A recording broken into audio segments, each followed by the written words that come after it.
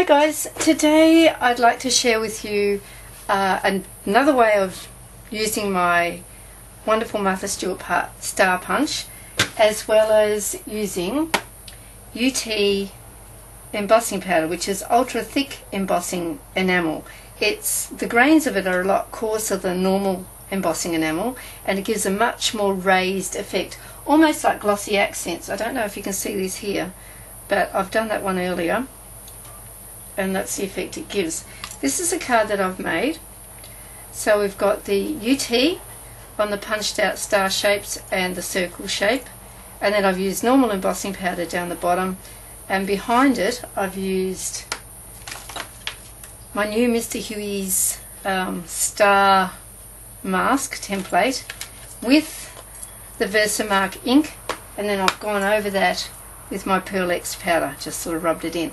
So there's a few techniques and ideas to do for this Christmas card, which of course is at the wrong end of the season. This one's finished.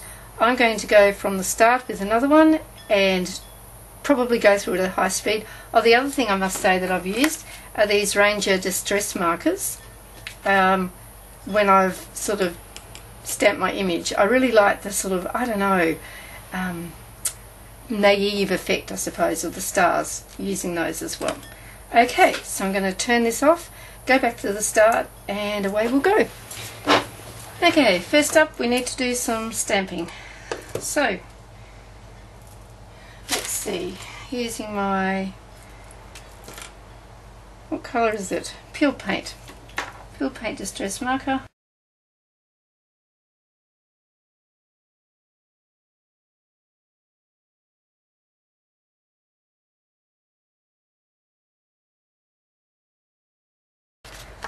Okay, now this is the interesting thing, or what I thought would interest you. Normally, you know, you put your punch here, you stick that there, and you go, oh my gosh, I can't see what I'm doing. So I've worked out a way that you can actually see what you're doing when you're using this punch. You turn it over, make sure that's away from the hand that you're holding, probably over that side's best. Work your star so that you know where you want the punch shape punched out. Get this bit, make sure that it's going to align up with that edge, and basically it does it itself. Isn't that clever? So now it doesn't matter how I hold it, it's held in place. Perfect. Of course we can use that for a card, but it's pretty flat and uninteresting. Okay, I'm going to just add a little sentiment here, because it is a Christmas card.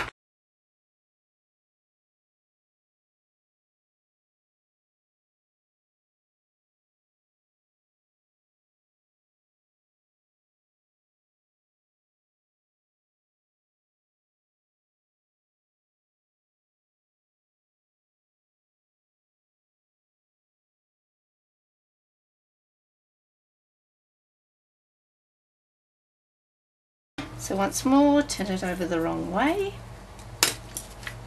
Hold this up, look at my inky hands. Oh yep, not a problem. Align my corners. That's good, that's perfect. And punch. I'm really glad I discovered how to do that, it makes things a lot easier. Okay, so now I have my three little shapes, and I need to start using my Utee embossing powder.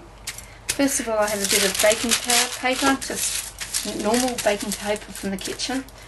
I have some of my powder in a little plastic container, and I have some in the container it comes with. Normally I like to start my heat gun up a bit earlier because it takes a while to heat up this one. Some are pretty efficient, mine's not very efficient. But in the interest of noise, I won't do that quite yet. So we've got our punched out shape, drop it in our Versamark ink, make sure there's plenty of ink all over it, pick it up and drop it in the Utee. Dip it down into it, make sure it gets nicely covered. Try and wipe the stuff off the back because that will melt And even though the baking paper helps it to not stick, you don't want it sticking any more than you have to. Now I find the secret with this is to actually heat it from underneath first, otherwise if you do it on top, the little particles or the big particles fly everywhere. So I heat underneath first, get it a wee bit melted, and then finish it off on top.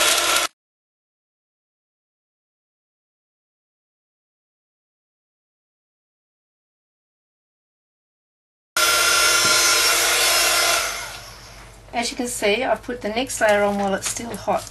That means it sticks to the layer underneath that's already melted on. And the easiest way to deal with this is to pick the whole lot up, put it in your container, and then pick it up out of the container.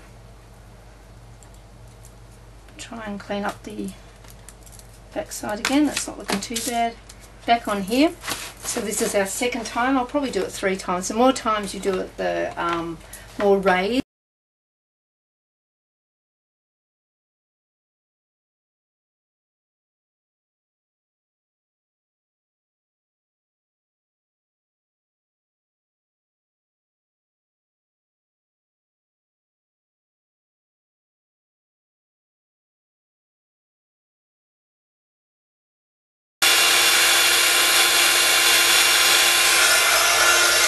You see it bubble out a bit onto the paper. Don't be too concerned, that'll come off. That's why we use the baking paper, sorry.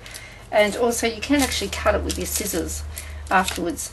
This is really, really hot. You need to be very, very careful with it. There we are. Don't touch it, you'll burn yourself. So if I've got my little star from before and after, just take note of the difference. Look how much better, nicer, more, I don't know, finished off the one looks with the Utee powder, embossing powder on it. It's really great. You can do all sorts of things with this embossing powder. Here I've used a rubber stamp, and I've actually stamped the image into the hot Utee, and then afterwards I've painted with Pearl X. If you use a rubber stamp and you stamp it in when it's hot and just leave it, the stamp will just pull out when it's cool and it won't hurt your stamp at all. Here I've just got a flower, which is, I'll show you what they are actually. They're KESI'ART blooms, I love them, really cute. KESI'ART blooms come in all sorts of sizes. They're actually paper, and that's the difference once you've glossy accented it. It's got a really nice translucent look to it, so that works. It works with straw flowers too, I've seen that. And this is a bit of chipboard, which I've popped the Utee on, once again rubber stamped while it's hot, and then afterwards I've put liquid pearls down underneath the brown coppery colour, and then finished it with my Pearl X powder over top. I've done a similar thing here with this little teapot, which is a chipboard shape as well, but underneath I've used these, the Adirondack, however you say it, alcohol ink behind, and then just popped this stuff.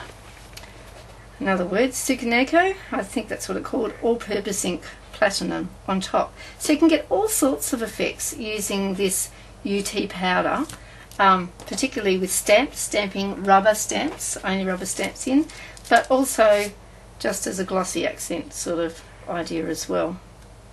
Okie doke.